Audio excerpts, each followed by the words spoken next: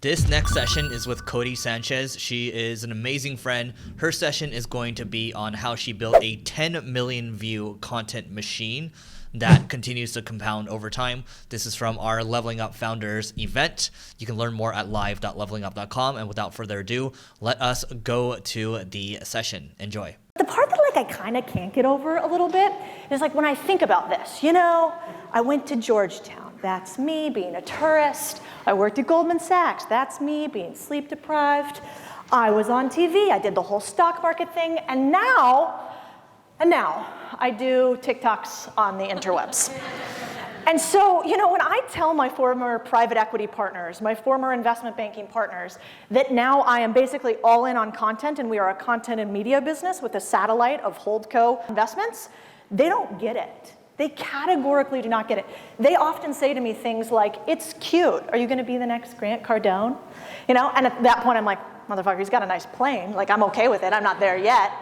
But I guess the point that I'm going to make to you guys today is that I don't think that those of us who are focusing on content first have lost our fucking minds. I think, in fact, there is something happening here that lots of people who are super tactical, data-driven, and numerical are completely missing the boat on. And that is that this is the new leverage. Anybody know who this dapper fellow is? This is a Rockefeller, former Titan.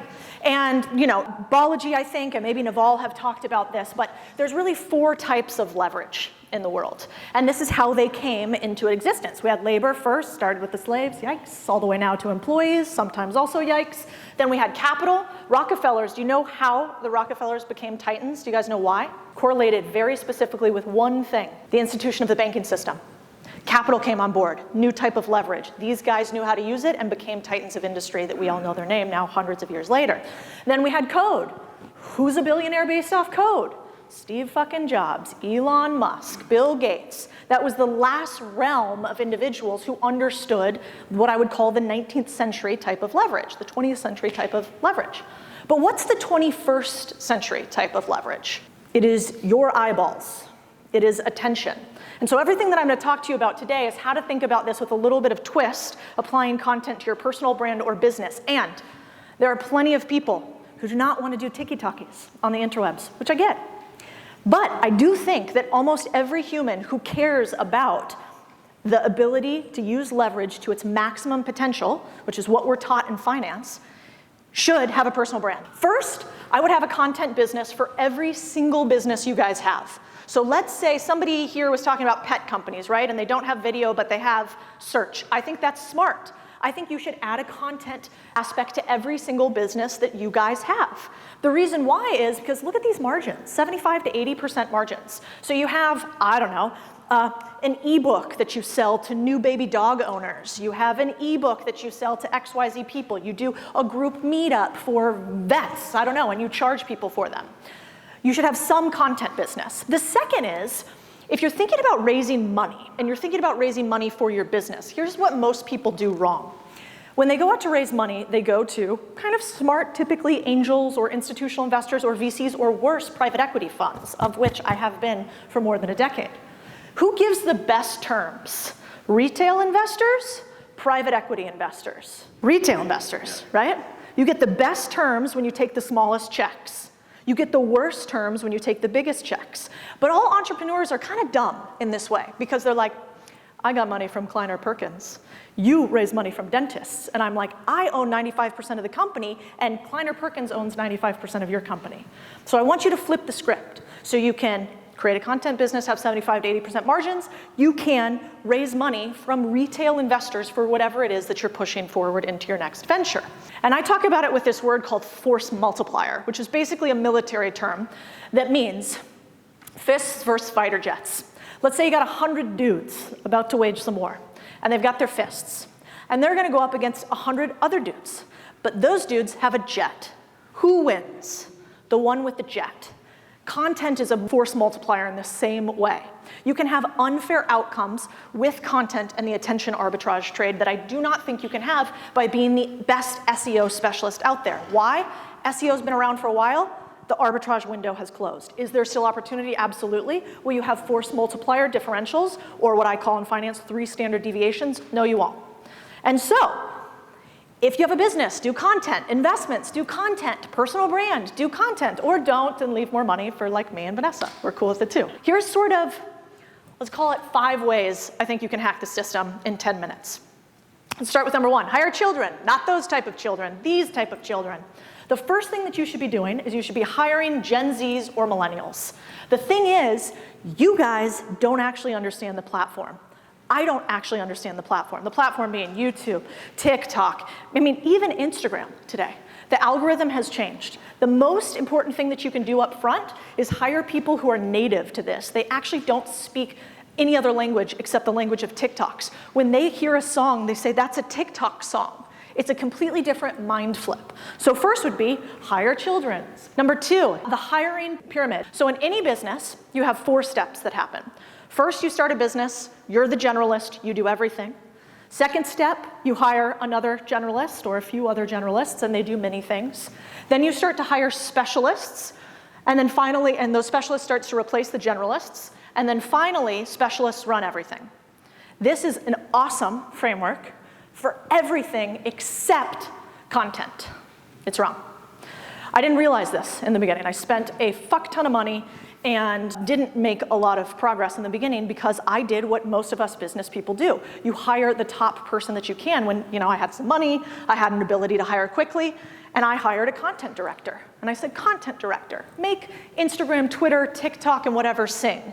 And what do you think happened? They're in charge of all these platforms. None of them do well. What actually worked? Here's basically how we run it now.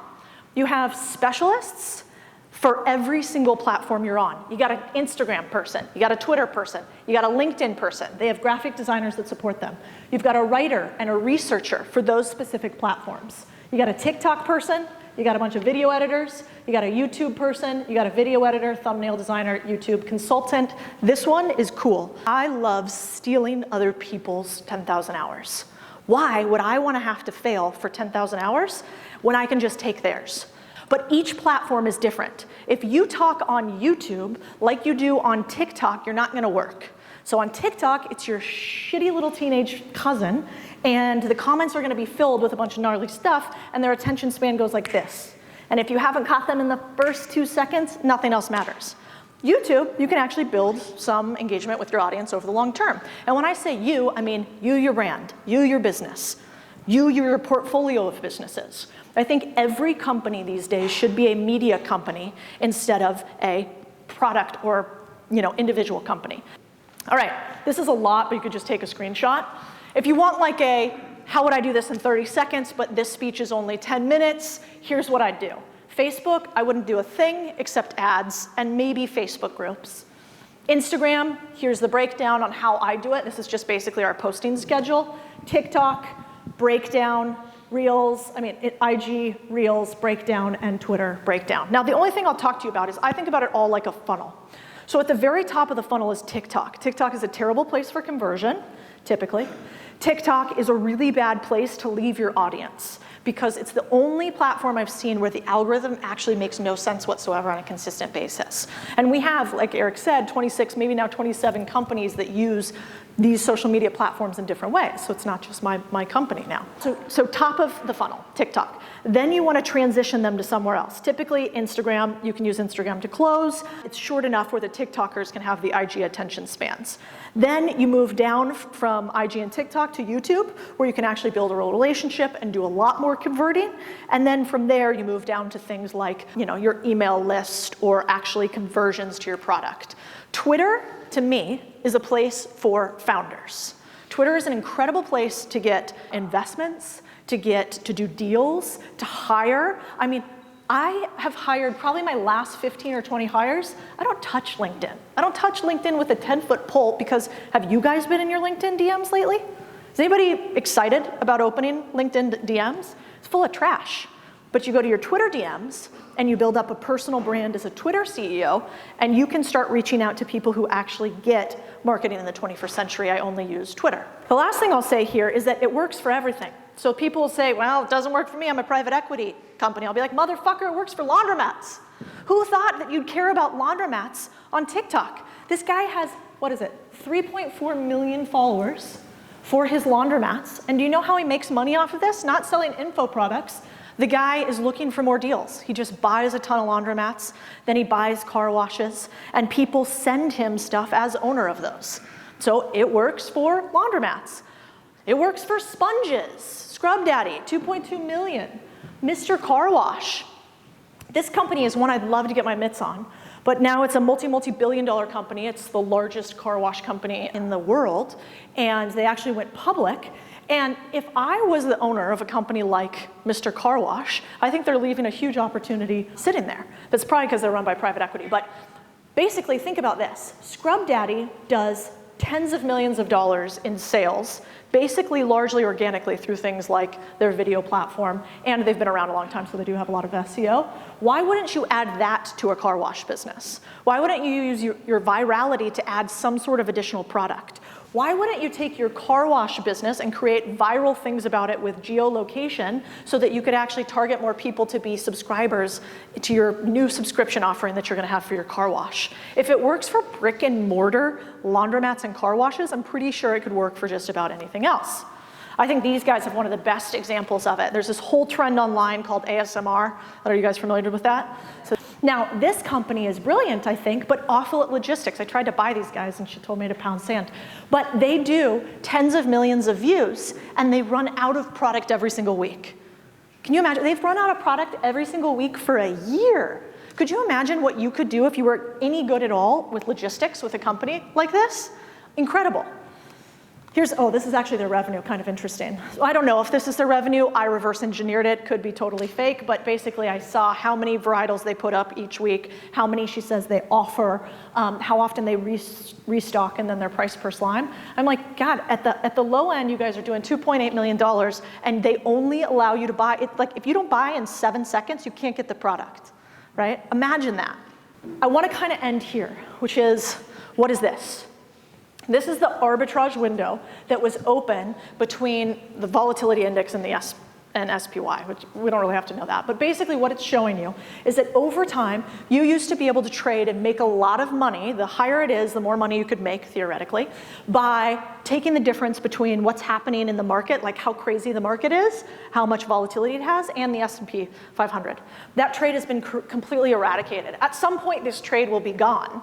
But I think right now, this trade is the most important trade for the 21st century. All right, so that's it for this session. Hope you enjoyed it. If you are interested in learning more about the Leveling Up Founders Private Event, it's basically an annual thing where we gather the top founders and also the top speakers and ultimately just help each other grow our businesses faster. Last event was rated a 9.8 out of 10 and everyone said it was more so about the people. The speakers were amazing, but the people are even more amazing. So you can go to live.levelingup.com to learn more if you are interested, and we'll catch you later.